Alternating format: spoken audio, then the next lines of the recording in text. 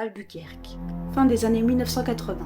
Une nuit calme bascule dans l'horreur pour les services d'urgence du 911. Une opératrice reçoit un appel d'une femme en détresse.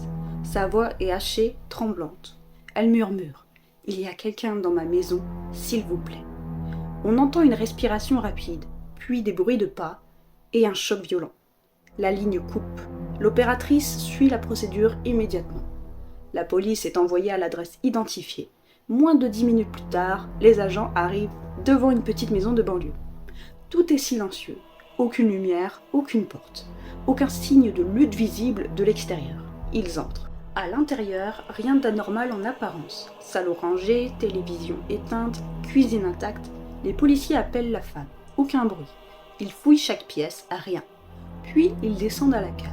Et là, ils découvrent le corps de la femme. Elle a été tuée violemment. Selon le rapport médico-légal, son décès remonterait à plusieurs heures avant l'arrivée de la police. C'est là que l'affaire devient incompréhensible, car l'appel au 911 a été passé après l'heure estimée de sa mort. Les enquêteurs vérifient tout. Le téléphone de la maison est examiné. Les lignes sont analysées. Les enregistrements du 911 sont authentifiés. Aucun signe de manipulation, l'appel est bien réel. Mais la victime, elle, était déjà morte. Deux théories émergent. Le tueur était encore dans la maison, certains pensent qu'il est resté sur place après le meurtre et a utilisé le téléphone pour tromper les secours ou gagner du temps.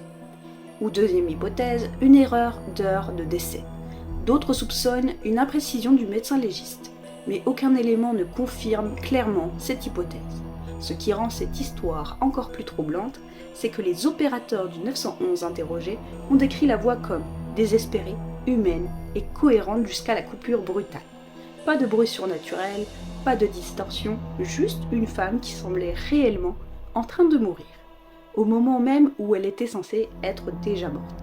Et aujourd'hui encore, ce cas reste l'un de ces mystères criminels où la technologie, la science et l'horreur humaine se contredisent complètement. Parce que parfois, le plus effrayant, ce n'est pas ce que l'on entend, c'est ce que les faits refusent d'expliquer. Voilà, j'espère que cette histoire vous aura plu. N'hésitez pas à me dire si vous la connaissiez déjà et à marquer histoire si vous êtes resté jusqu'à la fin.